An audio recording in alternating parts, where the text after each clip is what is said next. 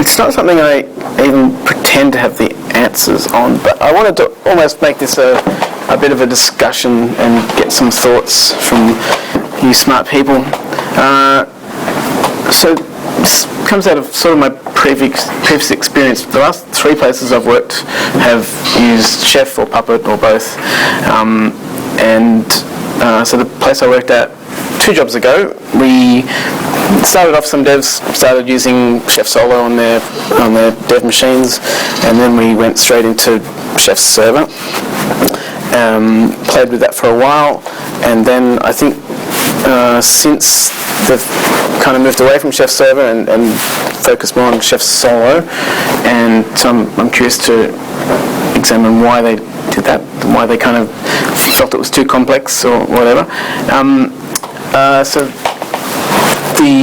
my previous from job now, job -1, they had Chef Solo and looked at implementing Chef Server, but didn't really go down that path at all, and have since kind of moved away from that altogether, and have gone towards more of a deploying images model. In my current job, we're using Chef Solo, and thinking about Chef Server, but probably won't go down that route, maybe. And so I just wanted to kind of open up a discussion of pros and cons of Chef Solo versus Chef Server, and puppetless, masterless Puppet versus Puppet Master. And I think there are probably some cases where you should use one or the other, but I'm not sure. So standalones, so Chef Solo or masterless Puppet, I guess possibly simpler. Pros. So the pros and cons of running in daemon mode versus running from a for loop, bashing a for loop or something. So there's possibly more control if you run manually. It's possibly more easily understood to run in standalone mode, and there's no master to worry about. I thought they were pros. Probably other pros. Jump in at any time. Cons of running standalone is nodes get out of sync if you're not running in daemon mode. In a previous job, there were boxes where the message of the day was, "Do not ever run Puppet on this box. It will blow up." People know days. So running in standalone mode, you miss out on a bunch of features, obviously, like searching for configuration values. What's that, sorry? Well, compliance, security, yes, all the boxes have XSH configured like that. You said it should be blah, blah, blah, that sort of stuff. Yep. If you care about that, which I do, but many of you may not. Yep. So I can comment on one of the jobs that you worked at. Yes. And the reason I went for Chef Solo was they were spinning up whole environments and tearing them down, and all of those environments were completely separate to every other environment. And they thought, as part of that team, to spin up a Chef Master every time for an environment that was really transparent. You get certificates and all that kind of. And so that's why I just went for Chef Solo. Even there's some friends up the road that are working on our cloud. I've been talking to them about how they're going to pull this off, and the word they've had from Red Hat, even on their next version of their provisioning tool, is that it's all standalone Puppet. So it generates a manifest for your node, SSHs it out there, runs local Puppet, and then deletes all of its Puppetness. So that in theory, you never find out what was the manifest. You just have a host. Yeah, awesome. Sorry? So you can never find out how it was done. Yeah, exactly. But, and I think that in those cases where you are just running up multiple nodes and you don't want to manually define them and then track them forever, you just want to throw them out there. Standalone's pretty handy. That was the funniest conversation about the configuration management features in satellite at the track. Don't use it. Yeah. The other thing is, if you've got a full table that you're sending out, it's actually really easy to manage it. As in, okay, my release is this table. Whereas if you're managing it by a version control system, then when you actually make the run and when you actually pull into that environment or wherever you've got your version control, might mean that some servers get a slightly different version depending on when you actually ran, did your Puppet or Chef run? Yes. It's kind of to some of these issues what I've described as push versus pull paradigm, and that steam engine and that sort of stuff has always been around. The nodes have to decide that it's time for them to be updated. Then you end up with these drift issues that will go offline at the time that they won't get through, how long before they notice, and then we've got this determinism versus non-determinism in the systems. And that's always been a great interest of me, is whether people feel comfortable with the non-determinism of their full models versus the, I want to know if my systems are up to date now, push model. And that to me is important. So when you say a push model, you're talking about standalone? Yeah, effectively, because I can see the results straight away, so I know what state the target system is in. Yeah, but you don't know what state your fleet is in. It could be all over the shop.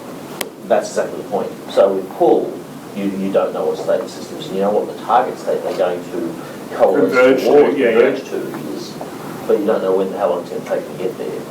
Right, there's ways around managing that. And one of the things that was done in the Berlin Puppet Camp was a guy talking about using Splunk and actually tying the Git tag of the Puppet code that was delivered to the host into the Puppet run so that you could actually report back on that, and then you could actually go, well, this broke, and now I know why, because it was this commit hash that was the Puppet code that was delivered to that host, and that's why it restarted NTP or whatever at that particular time, and that's why we had an incident. At which point you can start driving that into process improvement in your workflows to actually make that problem not occur again. But you have to get that whole chain working. And at 50, 100 hosts, is that worth it? Maybe. At 1,000 hosts, is it worth it? Absolutely. So I'm really curious about how many people are actually running one of these full demonized. Because we're using a hybrid system that Andrew developed. Yeah? Partially. So we do a no-op run so that we can report back in the dashboard. But that's as far as we've gotten, because we don't want things changing out there. We want them to stay broken if they're broken, and we'll fix it rather than breaking overnight. Some of our servers use daemons, some use cron, and some are manual. So depending on how scary it is to do something and how much we trust the cookbooks on there, pretty much comes down to. And you said that you're basically doing point testing, exactly, as opposed to regression testing. Test-driven system administration. Yeah, no, pretty much. Yeah. Everyone's a different place on maturity, so I'm very interested in understanding where people find their pain points are and how they try to address those pain points. Because the whole point of going with infrastructure as code is to try to address some of the pain points around configuration management. But as we've been saying, there's a whole life cycle to this, and so we've got to look at, as we mature down the infrastructure coding path, what are the other parts of that to do with test-driven system administration, to do with the loop back of event correlation to see where some of these events trigger problems. I think the other thing is it depends really very much how disposable your infrastructure is. So if you're driving into a disposable infrastructure type world where you can literally splat the box and have it re-provisioned and be re-providing service, and that was the partner of that one, and then you splat that one and it's re-provisioned, are you getting any value out of that centralized model? Are you actually, you may be better off with a solo standalone type model in those environments, because you're always going to have to change who they're talking to. Like if even if it's just changing, I can't think of anything, and failing over to a different database or a different broker or something like that. You still want to update, even if you've provisioned them through solo, and you're going to re-provision this node over here. Somehow you've got to kick all the people that depends on it, unless you want to. If you destroy your root one, then you have to rebuild your entire network. If that makes sense. Like if you. I'm not saying it, sorry. So if you take away one of your core dependents, like something that's every system is dependent on, you can't just rebuild that without reconfiguring the other nodes in that system. Yeah. So if you, it's never going to be able to say, oh, I'm just going to dispose the database, fail it over to something else and bring up another one. You actually have to do that plus all the app servers that depend on it. So in this world, every element of the infrastructure is, available across multiple systems. Yep. So you split a database node that's part of a database pair, you split a middleware server that's part of a middleware pair, you split a front-end server that's part of a front-end pair, Yep. and then reprovision those. So yeah, it's a matter of reprovisioning them with the same names or, Yep. Okay. But I think that works very well in a web world and in a new, Web 3.0, Ajaxy, blah, wonderful stuff. In an enterprise where people want to have a project that delivers a service that runs for 4 years, it's a different kettle of elephants. I kind of agree. There's nothing much on this slide that's kind of new. So I was wondering if we could kind of distill this knowledge into rules of thumb, when to run solo and when to run master. I think these are some variables that maybe you should think about, whether it's a physical versus virtual environment. So physical environment, you probably want to keep servers around for longer than virtual environment. So maybe you want to provision a server, run it for 2 years, and then send it back to the leasing company or something. The fry versus bake analogy came up at the conference. So do you bake your AMIs like Netflix do? Have a single AMI that's got the current version of the code, ship it out to their million, spin up a million clones and never touch it, and then destroy it and reprovision for next deployment? Or do you fry it? So you might have a partially configured server and then you run a Puppet or a Chef run on top of that. So that's maybe, depends on what kind of environment you're in. Perhaps number of servers is another variable that is worth considering. For less than 100 servers, maybe you don't need a central master. For 1,000 servers, maybe you do. Don't know. And then there's probably security concerns. Maybe you need some reporting or something. Government maturity, particularly if you're going to face changing audit or governance requirements throughout the life of the system, the master model starts to come really into its own, where someone says, minimum password lengths are today 8 characters, but then 2 years later come back to you and say, no, they're 10 now. You really want to be able to type one line of code and go, splat, they're all 10. Yeah. And maybe it's a maturity thing as well. Does this ring true with anybody? I don't think it's a. I think different environments have different requirements, and maybe makes sense to have one or the other.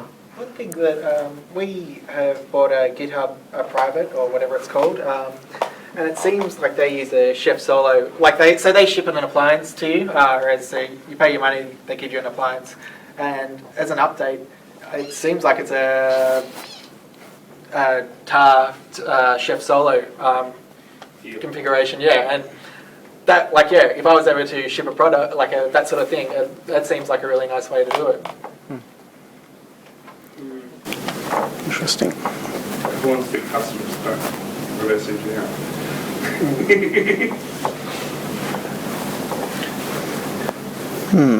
So I think, I don't know how many people are deploying golden images, but... Stat. Sorry? Yeah. But we don't do it. And so on the topic of like fry versus bake, I think that's really interesting because we tried for a while and we just couldn't get this was pre-puppet, we couldn't get the automation of the differentiation of the clone into the new thing right. And it would, they'd always re-identify with the satellite server as the same host and then bugger up their licensing and then they couldn't get their packages. And, or they'd report to the performance monitoring tool as the same thing. Or, you'd have 5 machines all calling themselves the original one. We just, in the end, we just had to say, no, we're just going to make every single one fresh. And then when we got Puppet going, we said, okay, well, we need to decide where the handover point from the install to Puppet is. And we pared back the install to as little as we could get away with and Puppet, which is kind of the exact opposite of That's our strategy too. Yeah. So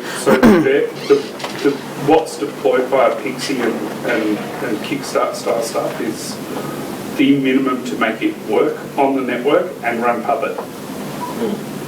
Well, that's really important because you need to bring the build and maintenance activities together, as early as possible. Because otherwise, you've got replication effort very easy. Right. So it's not even something I'd want to log on and use. It doesn't have Bash. It has Bash, but it doesn't have Less or Vim or nothing. Right. All that stuff is installed as part of the base tool configuration Puppet manifest, and then that layers onto the database team's tools and the database requirements, or the web team's tools and the web team's requirements, and that sort of stuff. When we were starting out, we had a lightweight base image. Then we started up in Vagrant, run a converge essentially, convert that Vagrant image into an image that's compatible with our virtualization software and try and deploy that. And that actually worked for a while, but then we got to the point, well, actually we want to change it now. And that's why we've ended up going back with the everything's live. I find that, you mentioned Netflix does the bake. I find it really, it's probably counterintuitive to try and copy what Netflix does. They're building hundreds of the same server. It makes sense to make an API, an image. We build, maybe 10 maximum of the exact server. We don't see that need. We'd rather have the flexibility and not have to rebuild all the time. It seems like a waste of effort. We have an interesting example because we have like 400 machines that we use for development, and some of them take a long time to be provisioned, like 20-25 minutes. So we started to have a mix. Well, if you're a developer and you are waiting for doing some testing in that environment, it's a long time.